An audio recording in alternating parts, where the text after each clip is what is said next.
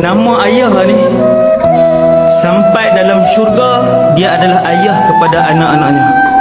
Allahu Akbar. Tak boleh buang lah.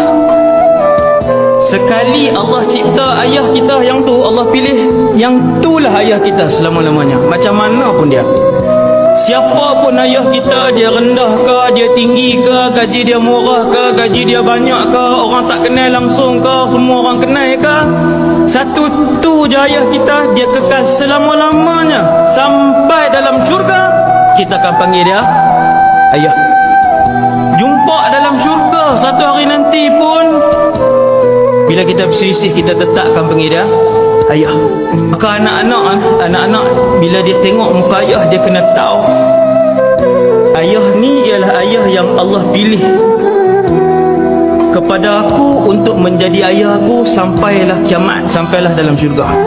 Kalau atas dunia ayah kita tak segak, kita ingat dalam syurga semua manusia akan jadi tampan, ayah kita akan jadi segak. Dalam syurga semua orang mulia, semua orang adalah raja di dalam syurga, dan semua orang adalah permaisuri.